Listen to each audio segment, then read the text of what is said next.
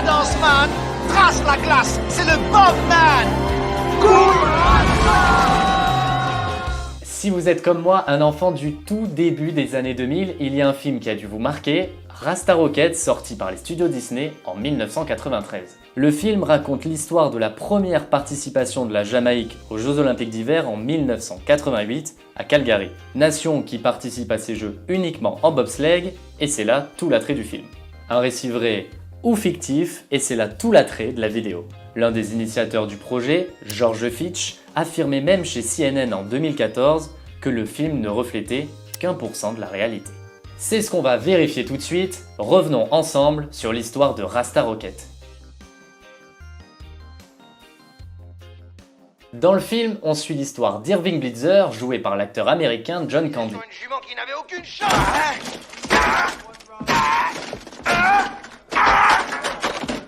Il a gagné 2 médailles d'or, ce type-là? C'est un ancien bobeur américain au passé tumultueux, d'abord double champion olympique, il est ensuite banni à vie des compétitions officielles et toutes ses victoires lui sont retirées.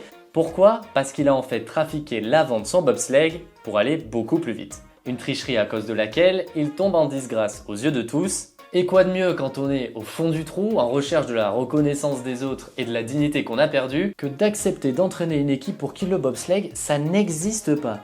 Bon, après, la réalité n'est pas non plus des plus banales. L'idée vient en fait de deux hommes d'affaires américains installés en Jamaïque, William Maloney et George Fitch. Le premier est dans le marketing, marié avec une Jamaïcaine, donc plutôt bien installé à Kingston. Le deuxième travaille quant à lui à l'ambassade américaine. Tous les deux, ils en ont un petit peu marre de la bureaucratie et ils souhaitent un nouveau challenge qui leur arrive droit devant les yeux. Cet engin-là, c'est un push-car fabriqué de toutes pièces, 3 ou 4 roues, pas de moteur, pas de frein et un volant pour diriger le tout. Globalement, c'est le même principe que les courses de caisse à savon qu'on peut voir de temps en temps sur l'équipe 21. Bravo aux commentateurs qui commandent ça d'ailleurs. Il veut impressionner sa copine. Je sais pas s'ils ont mis la bouteille d'eau, les petits bonbons à l'arrière. Mais... Le départ est arrêté et les push-cars n'ont pas de moteur. Pour prendre de la vitesse, on pousse avec le pied. Et là, j'ai une première interrogation. Vu qu'il n'y a pas de frein et que le volant est à l'arrière, sert à quoi le gosse? John, but they not ready. Kush gang, look. Donc nos deux pros américains du marketing assistent à une course de push-car et ils se rendent compte que les Jamaïcains qui y participent ont deux qualités principales, la vitesse et un gros physique. Deux qualités primordiales pour réussir un départ parfait en bobsleigh qui dans le film comme dans la réalité est le moment le plus important de la course. Pour être respectable, le temps de départ doit être inférieur à 5 secondes 7. Si vous n'êtes pas capable de vous arracher en moins de 6 secondes, ce sera la faillite. Vous pourrez toujours ouvrir un salon de coiffure. Voilà, je vous avais pas menti, l'histoire est quand même pas si banale. Deux hommes qui voient une course de push-car, un sport d'été, voulant gagner les Jeux Olympiques d'hiver, en bobsleigh avec la Jamaïque, et seulement 4 mois d'entraînement, ce serait comme si vous baladiez tranquillou dans la rue avec votre poussette, vous doublez une autre poussette et là il y a un entrepreneur qui vous voit et qui vous signe en Formule 1. Bon ok, je suis pas sûr de celle-là. Après honnêtement, avec Gérard Lopez à la tête de Lotus, on aurait pu s'attendre à n'importe quoi. L'objectif est donc clair, créer la première délégation jamaïcaine aux Jeux Olympiques d'hiver.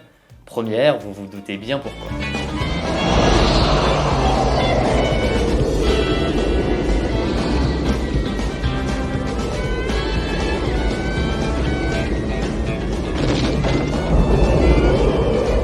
Un coup de buzz et de marketing incroyable, mais une envie quand même d'y croire et de ne surtout pas se ridiculiser. Et pour cela, les deux hommes recrutent l'entraîneur Sepp Eidascher, qui transforme l'équipe en faisant notamment appel à l'ancien bobeur américain Howard Sieler, qui a largement inspiré le personnage d'Irving Blitzer. Sauf que lui n'a jamais triché et a un palmarès un tout petit peu moins impressionnant, avec une médaille de bronze au championnat du monde en 1969. Avec la recrue de ce coach, il ne reste plus désormais qu'à la Jamaïque à trouver 4 solides athlètes.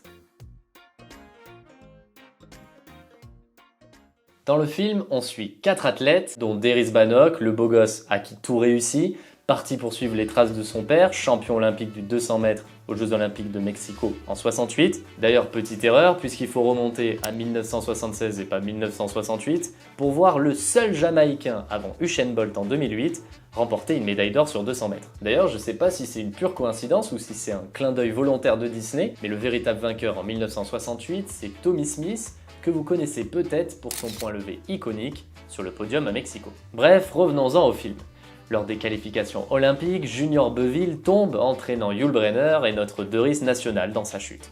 Fin du rêve olympique pour tous les trois.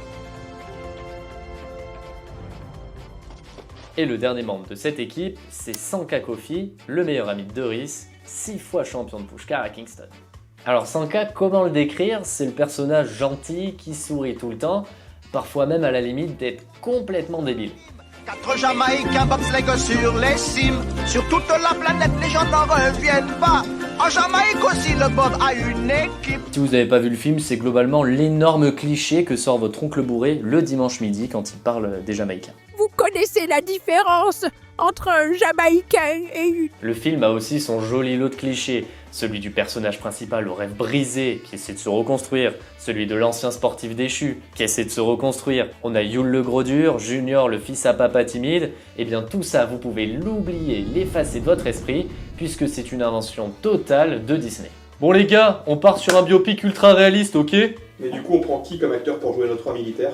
Des militaires? Non, ça t'oublie, on va se prendre des Jamaïcains bien réalistes. Celui qui court vite, celui qui fume de la... Car oui, 3 de nos vrais protagonistes sont militaires et ont été recrutés lors d'un appel à candidature directement au sein de l'armée. Dudley Stock, le pilote du Bob, était capitaine dans l'armée de l'air, tandis que Devon Harris et Michael White étaient dans l'infanterie. Et en même temps, on peut se douter que le recrutement chez les civils devait être un peu compliqué.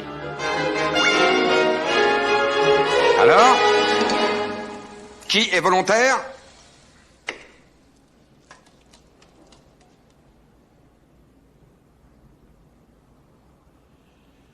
Le dernier bobber, c'est d'abord Samuel Clayton, un ingénieur, remplacé à la dernière minute par Chris Stock, frère de Dudley venu à Calgary pour encourager son frère. Donc vous vous en doutez, il n'est pas du tout préparé. Quant au sprint qui prend une place hyper importante dans le film, dans la réalité, seuls 2 d'entre eux sont véritablement des sprinteurs.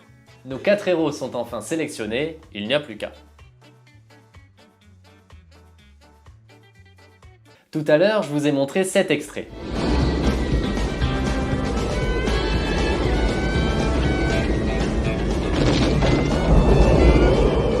Alors, nos 4 athlètes surpris par le froid, ça a bien dû arriver, surtout quand on compare les différences de température entre Kingston et Calgary en 1988. Prenons le mois de janvier, considéré comme un mois hivernal pour nos 2 pays de l'hémisphère nord.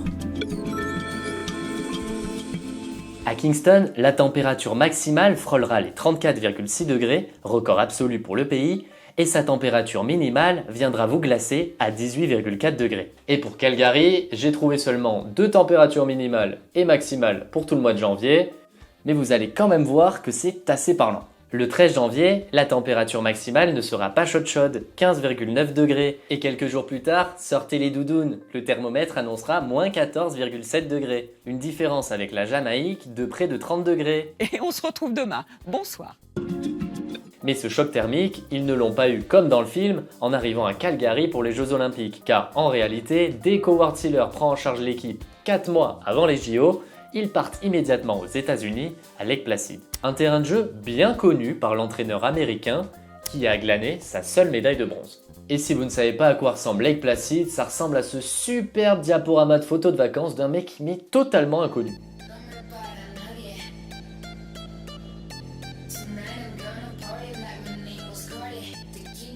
Troisième objectif rempli, nos bobbers sont préparés au froid.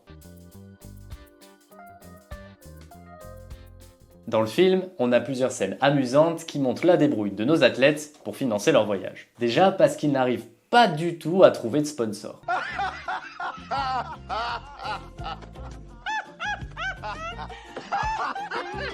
Pour réunir les 20 000 $ nécessaires à leur départ, Doris et Sanka vont même jusqu'à se prostituer avec plus ou moins de réussite.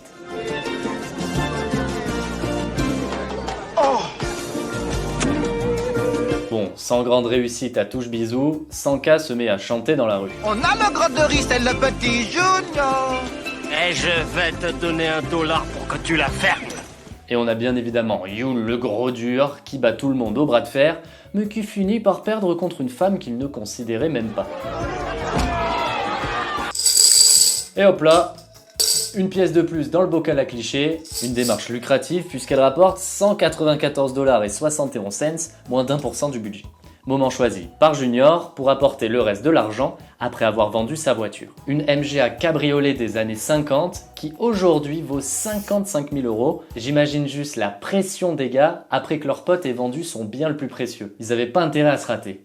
Les concurrents jamaïcains s'élancent vers le premier virage. Je vais faire des déçus, mais non, les vrais athlètes n'ont pas eu à vendre leur bouche pour partir aux Jeux Olympiques.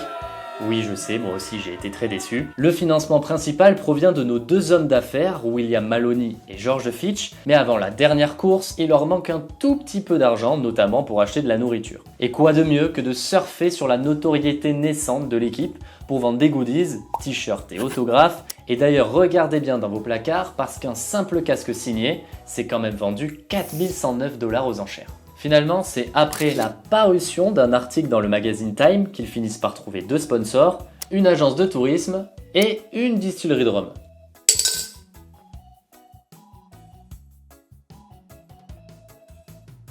Dans le film, nos bobeurs participent à une seule épreuve, le bobsleigh à 4. Oh, ils ont des problèmes dans la ligne droite, ils ont cogné. Pourtant, Dudley Stock et Michael White participent aussi au bob à 2.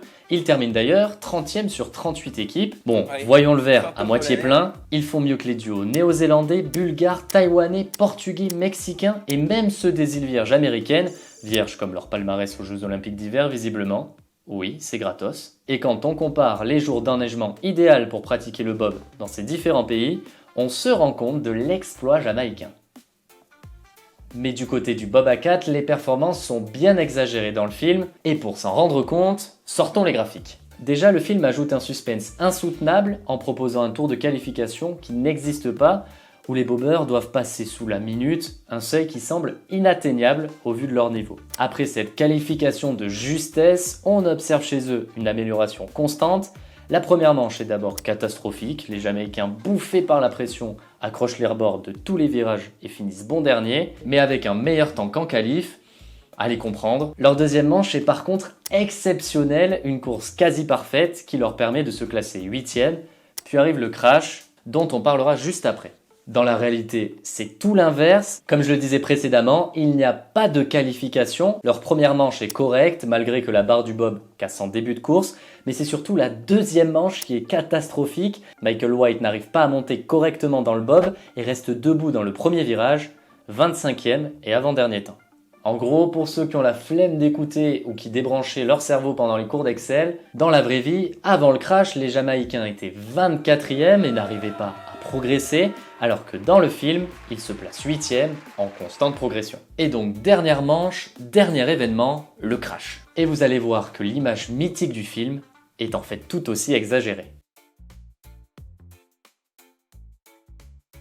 Malgré le 7e meilleur temps au départ, dans le Crissel, un virage à 270 degrés, Dudley Stock perd le contrôle du bobsleigh qui se retourne. Si dans le film, la raison du crash s'explique par un problème mécanique, dans la réalité, c'est le pilote qui perd tout simplement le contrôle du bob. Certains parlent d'inexpérience, mais le crash peut aussi s'expliquer par une blessure à l'épaule, contractée quelques heures avant la 3e manche par Dudley Stock. Une vraie équipe de bras cassés. La scène suivante est, elle, plutôt réaliste, à l'exception qu'ils ne portent pas le bobsleigh, mais sont aidés par les bénévoles personnels et secouristes des Jeux. Ils sont cependant bien acclamés par l'ensemble du public présent au bord de la piste. Une scène où applaudissent lui et lui, les trois grands méchants qui cherchent tout le long du film à décourager nos 4 Jamaïcains. 3 grands méchants qui n'ont d'ailleurs jamais existé, Dudley Stock le dira dans une interview. Tout est bien qui finit bien. Bon, vous voyez bien que le film modifie quand même pas mal la vie de nos Jamaïcains et les encense. Et ces différences s'expliquent parce que c'est Disney qui produit le film, un film familial avec 4 héros déchus face à l'obstacle de grands méchants, mi-dramaturgique, mi-comique. Et en même temps, si le film était calqué sur la réalité, je pense qu'on se ferait un petit peu plus chier. Qui aurait envie de voir les dessous d'une création d'équipe beaucoup plus classique? Bonjour, vous voulez monter une équipe? Oui, j'aimerais bien. Alors suivez-moi dans mon bureau, je vous prie. Et le film est quand même plutôt réaliste quand il montre l'impact de la participation jamaïcaine aux JO d'hiver, car oui, à leur retour, ce sont des véritables héros. Pas de neige, pas de glace, mais des concurrents de bobsleigh. Direction les étoiles et la lune. C'était bon pour la Jamaïque de participer aux Jeux Olympiques d'hiver. Nous vivons sur une île tropicale après tout. C'était magique pour notre pays. Et au final, ils le rendent bien à leurs fans. Aux Jeux Olympiques de 1992, ils terminent 25e sur 29 et surtout en 1994, ils prennent la 14e place devant toutes les équipes américaines et toutes les équipes françaises. La Fédération Française de la Loose, on pense bien à toi. Mais voilà, on espère que cette vidéo vous aura plu. Soyez indulgents, c'est un épisode pilote. Bon, on n'a pas parlé de tout, on n'a pas parlé par exemple de est-ce que les Américains prêtent vraiment un bobsleigh aux Jamaïcains, est-ce que c'est vrai, est-ce que c'est faux? Mais en tout cas, si ça vous a plu, n'hésitez pas à lâcher un énorme like, un petit commentaire, ça nous permettra aussi d'échanger avec vous pour pourquoi pas une future vidéo. Et allez, pour tous les fans de cinéma, on vous laisse sur un petit faux raccord qu'on a trouvé pendant nos recherches. Hop là, la casquette, tu l'as vue sur la tête, hop là, elle est plus là.